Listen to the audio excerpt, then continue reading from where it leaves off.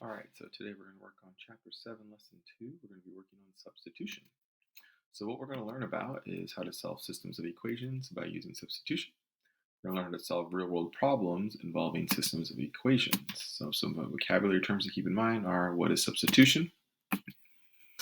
How can a system of equations be used to predict media use? Americans spend more time online than they spend reading daily newspapers. If X represents the number of years since 1993 and Y represents the average number of hours per person per year, excuse me, the following system represents the situation. So here we have an equation that represents how much time people spend reading daily newspapers, and then here we have an equation that represents how much time people spend reading online.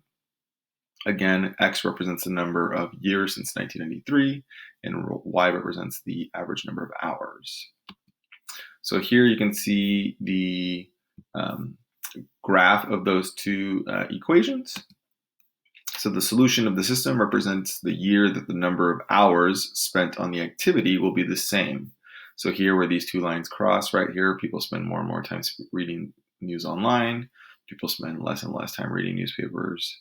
And so here, where the two lines cross, is where they have the same number of people reading online versus on the newspaper.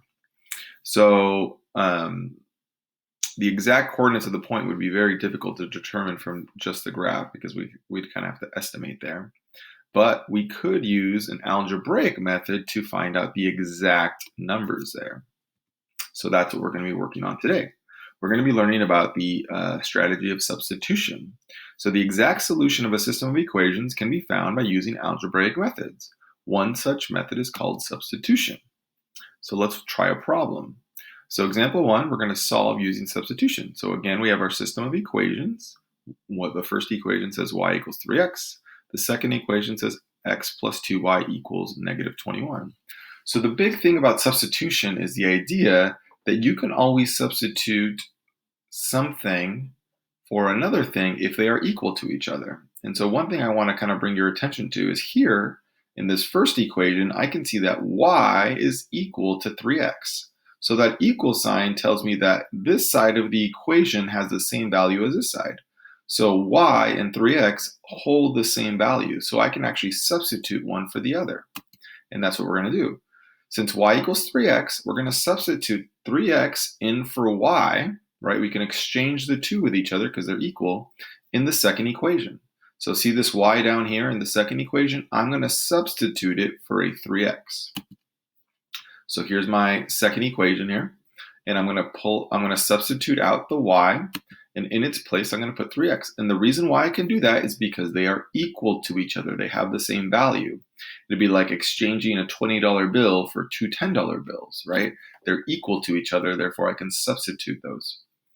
So here I've done that. Now if you notice, in this equation now, I only have x variables. Well, that gives me an equation I can solve and find out what x is, since I only have x's now. So I'm going to start by simplifying. So I know 2 times 3x is 6x, and now I have x plus 6x equals negative 21. Well, now I can combine like terms here. I know that 1x plus 6x is 7x, so I have 7x equals negative 21. Again, I want to find out what x is, so I'm going to divide both sides by 7. When I divide both sides by 7, I get x equals negative 3. So now I know that x has to equal negative 3 for this system of equations. Now, I found out what x is, but since this both has an x and a y variable, I need to make sure I found y. Well, what I can do now is I can actually use one of the original equations. It doesn't matter which one. I'm going to pick whichever one's easier. The top one looks pretty easy.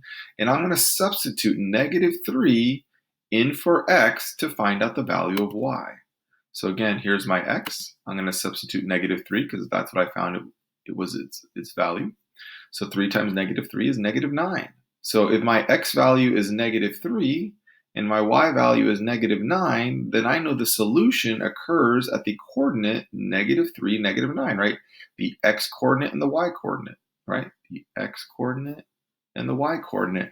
That means if I were to graph these two equations on a coordinate grid, they're those lines would cross at the point -3, -9. So this is an algebraic way of solving a system of equations, where last time we learned how to solve it graphically, this time we're learning how to solve it algebraically. So here it wants us to solve for one variable then substitute.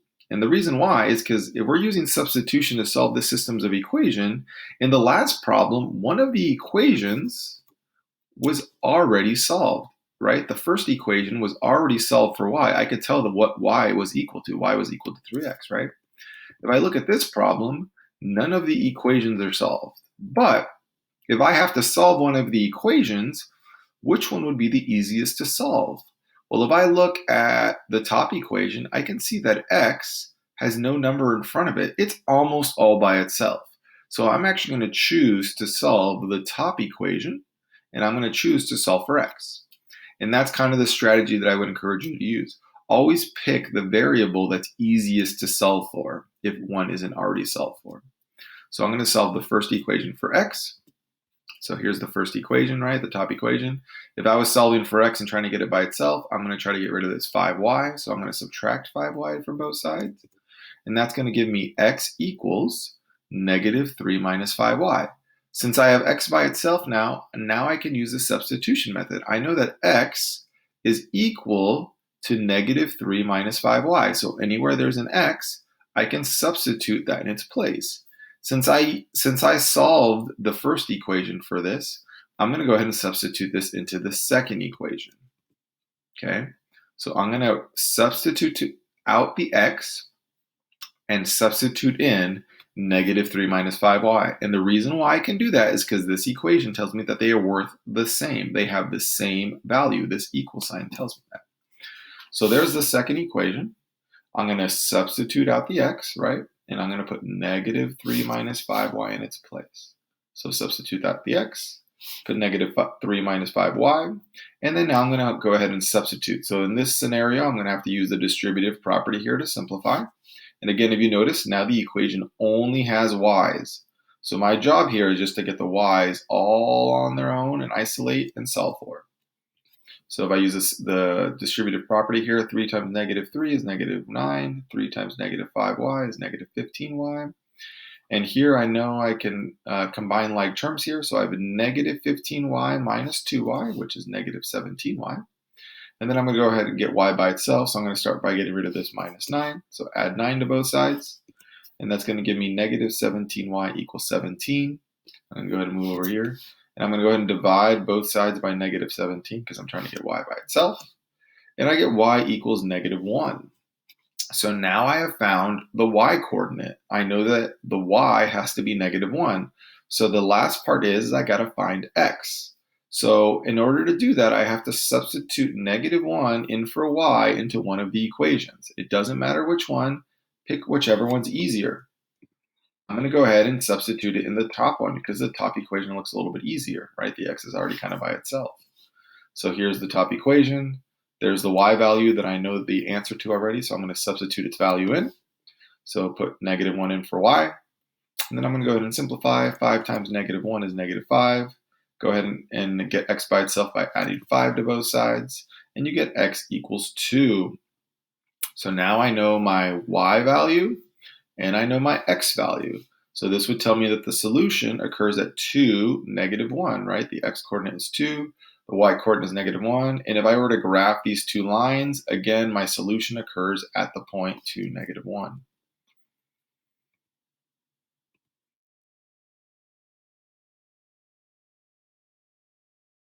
Let's look at a third problem.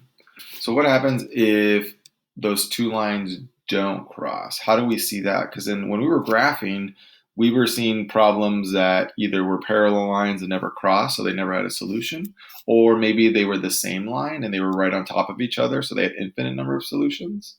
So let's look at a problem like that.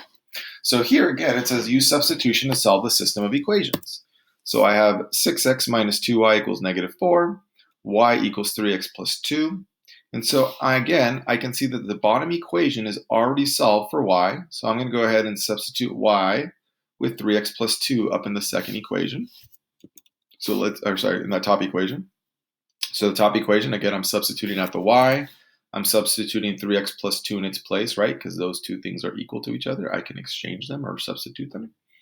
And then I'm going to go ahead and simplify because now I only have x's. So negative 2 times 3x is going to be negative 6x. Negative 2 times 2 is negative 4. So now I can see that I need to go ahead and combine like terms. 6x minus 6x, well, that's interesting. That gives me 0, right? Those zeroed out, which means it leaves me with negative 4 equals negative 4.